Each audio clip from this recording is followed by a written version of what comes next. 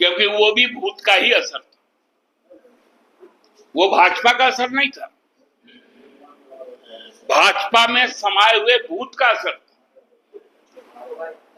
आज देश के प्रधानमंत्री आदरणीय नरेंद्र मोदी जी का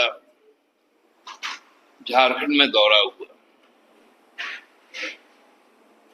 पहले से ही ये चीजें थी कि वो 15 तारीख को आएंगे और आने के बाद जमशेदपुर से वंदे भारत के 6 ट्रेनों का वो रवाना करेंगे और शायद कुछ बड़ी सौगात देंगे।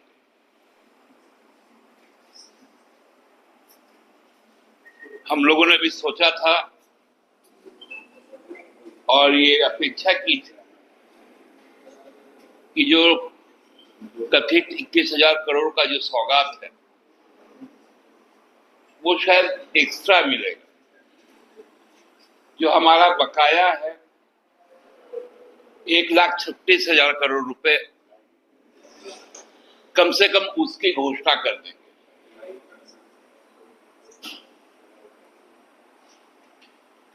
उन्होंने उस पर कोई बात ही नहीं। उल्टा उन्होंने कहा कि हम डीएलएफ बना के दे दिए। जो डिस्ट्रिक्ट माइनिंग फाउंडेशन ट्रस्ट जो है डीएमएफटी, उसकी बातें उन्होंने की। ये कोई झारखंड के लिए केवल नहीं थी, ये तमाम जो राज्य हैं जहां माइंस एंड मिनरल्स है, उन सभी जिलों में पहले जो रॉयल्टी आता था उस रॉयल्टी को नाम बदलकर इन्होंने एक माइनिंग फाउंडेशन ट्रस्ट बना दिया।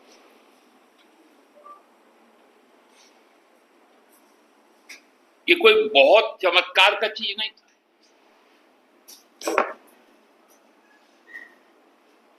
कि जिसकी चर्चा की जाए। दूसरा, उन्होंने एक चीजें आज कही कि पीएम आवास फिर से उन्होंने एक घोषणा की। आपको याद होगा 2014 और 19 में वो बार बार कहते थे कि देश के हर व्यक्ति का 2022 तक अपना घर हो, और इसका वादा वो लगातार करते थे। 2014 के चुनाव में, 2019 के चुनाव में। लेकिन हकीकत क्या हुआ, 21 के बाद 21-22 के फाइनेंशियल ईयर में उन्होंने पीएम आवास योजना को ही बंद कर दिया। तब राज्य सरकार को, हमारे झारखंड राज्य सरकार को अपने संसाधन से अबुआ आवास योजना शुरू करने का एक दायित्व मिला और उस दायित्व को हम लोगों ने पूरा किया। आज प्रधानमंत्री जी बुरी तरह से हताश और पराजित थे। उन्होंने जो सबसे बड़ा जो सरकार का फ्लैगशिप योजना है, मैया योजना और अबुआ आवास,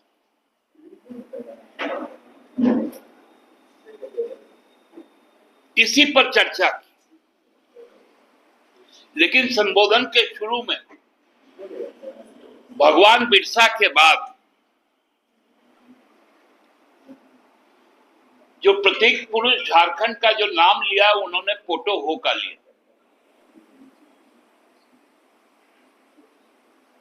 प्रधानमंत्री जी को यह भी पहले नहीं मालूम था, क्योंकि कभी भी आज तक उन्होंने पोटो हो का नाम 2014 से के पहले मतलब 12 से वो आने लगे झारखंड। चाईबासा में भी गए चुनावी सभा में,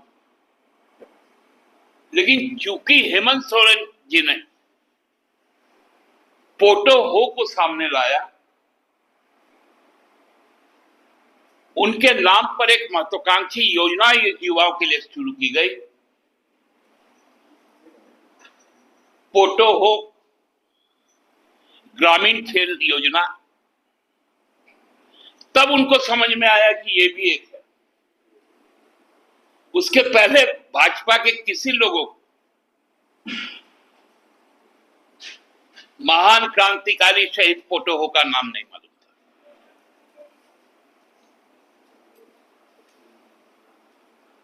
जब संथाल जाते हैं तो फूलो झानों का जो हमारा योजना है उस नाम से वो परिचित हुए।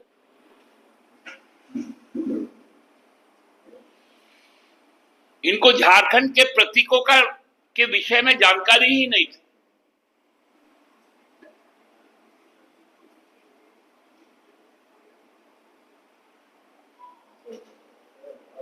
और उनके अंदर का जो डर था, उन्होंने एक बात बहुत अच्छी कही, भूत शब्द का उन्होंने इस्तेमाल किया कि न जाने किस पार्टी का भूत किस पार्टी में घुस जाता है। आज तो हम देख रहे थे मंच पे उनको, जब वो मंच पर आए तो उनको सब भूत भूत भूत नजर आने लगे। कोई जेएमएम से गया हुआ भूत, कोई कांग्रेस से गया हुआ भूत, कोई जेवीएम से गया हुआ भूत।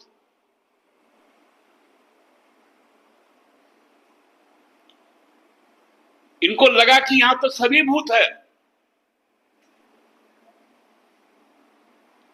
क्योंकि जो 240 सांसद जीत के आए उसमें 115 सांसद भूत, इसमें 95 सांसद तो कांग्रेस से भूत है।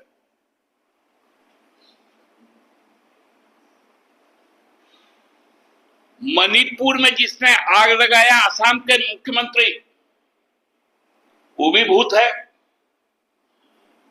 और जो 1.5 साल से जल रहा है मणिपुर, उसका मुख्यमंत्री भी भूत है। आज पूरे मंच के जो सामने का जो कुर्सियां थी उसमें एक भाजपाई बैठा हुआ था। वो थे हमारे मध्य प्रदेश के पूर्व मुख्यमंत्री और वर्तमान में केंद्र के कृषि मंत्री शिवराज सिंह चौहान। बाकी भूतों का नाम पता है, आप लोग समझ ही गए। जो उनके स्थानीय सांसद थे वो भी भूत थे।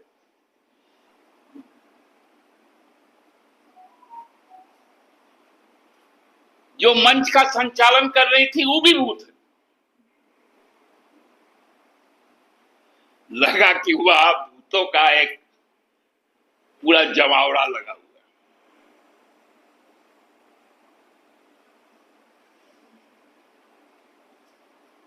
इनको समझ में आ गया। कल के कुरुक्षेत्र में जब उन्होंने रैली की, जो थोड़ा बहुत भी जानकारी रखता है, आदरणीय प्रधानमंत्री जी का अपने संसदीय जीवन में इतनी विशाल महारैली कभी नहीं हुई जो कल कुरुक्षेत्र में हुई। मात्र 5,000 लोग जुटे।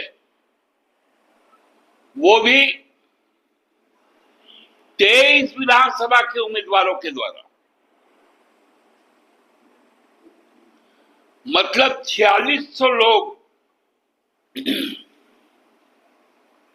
यदि 200 करके भी एक विधानसभा से आए होंगे तो उतने ही आदमी जुटे। आज 3000 लोगों के सुरक्षा में 2500 पुलिसकर्मी लगाए गए थे हरियाणा के।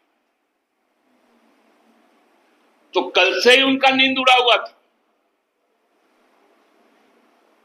समझ में आ गया था। और अब तो उनको रात को सोते सोते हर जगह का हार का भूत नजर आ रहा। महाराष्ट्र में भी हार का भूत, झारखंड में तो भूत आज सामने ही नाच रहा था।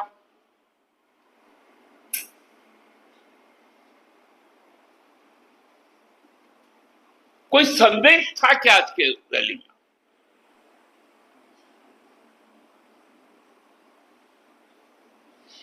आप बताइए। आपको झारखंड ने 12 सांसद दिए हैं 19 में, इस बार भी कम नहीं है, 9 सांसद है। फिर भी आप डरे हुए हैं। उन्होंने कहा कि मुझे आपसे मिलने में कोई रोक नहीं सकता। और उधर से खबर आ रहा था कि आसाम के मुख्यमंत्री ने उनको कहा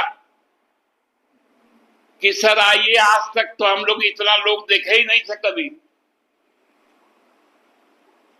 भींगते भांगते भी वो वहां पर पहुंचते, क्योंकि वो भी भूत का ही असर था, वो भाजपा का असर नहीं था,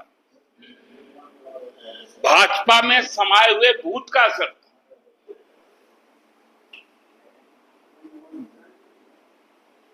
उनका जो केंद्रीय मंत्री इस बार हारा वो भी भूत थे।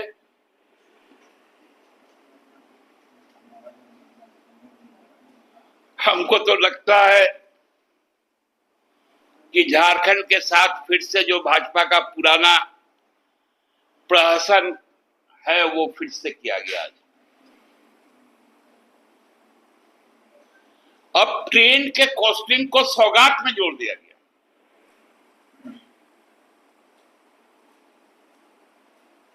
बोले कि वंदे भारत मध्यम वर्ग के लोग का ट्रेन।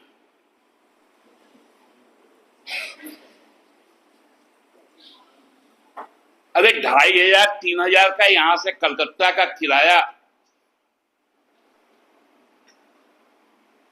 कोई मध्यम वर्ग दे सकता है क्या? क्यों बढ़ रहे लोगों? बोल रहे कि यहां से हजारों करोड़ रुपए मिले और आपके मित्र लोग 16 लाख करोड़ रुपए लेकर विदेश भाग गए। वही गुजरात के आपके साथी लोग, उस पर कुछ नहीं बोलते। अभी जिस प्रकार के खुलासे हो रहे हैं सेबी चीफ के ऊपर में,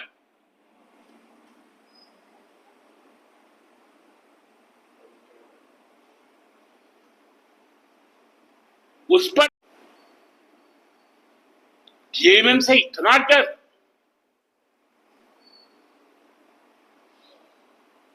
डरना भी चाहिए,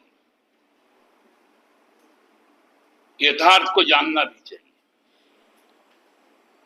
उनको मालूम है सत्ता के नशा का जो घमंड का भूत है उसको हम ही लोग वो ओझा हैं जो उसको उतारेंगे। तैयार रहिएगा।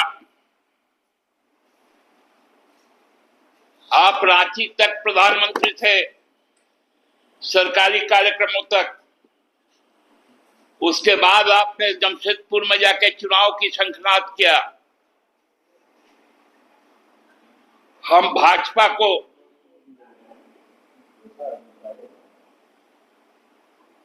उनके जो मंसूबे हैं, उन मंसूबों का भूत उतारेंगे। एक प्रधानमंत्री मंच से कहता है कि यहां पर बांग्लादेशी घुसपैठ हुआ,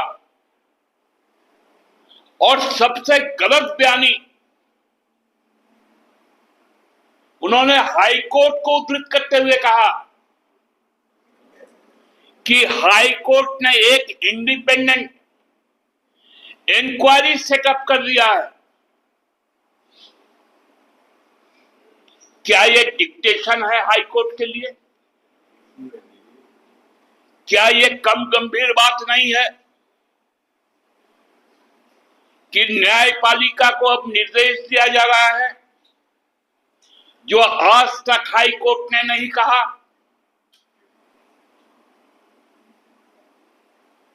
कि घुसपैठ की जांच कौन करेगा?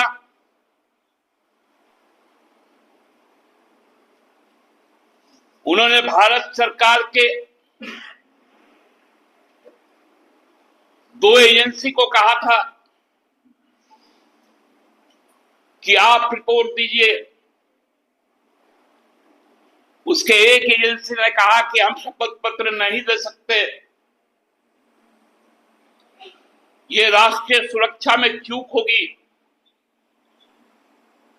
तब भारत सरकार ने शपथ पत्र दायर किया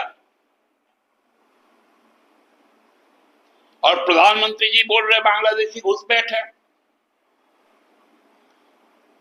आपने तो घुसपैठ करवा रखा है बांग्लादेश की पदच्युत जो प्रधानमंत्री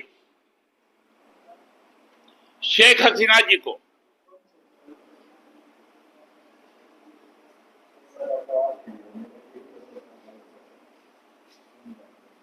आपने तो उनको यहां पर घुसा के बैठा लिया।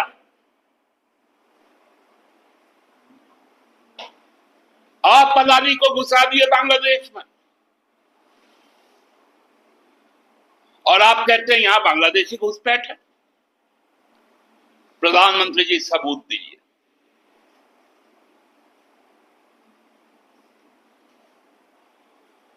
आप इस देश के प्रधानमंत्री हैं। हाई कोर्ट को लेकर की गई आपकी टिप्पणी अत्यंत खतरनाक है। हाई कोर्ट ने इस तरह का अभी तक कोई आदेश या टिप्पणी नहीं की।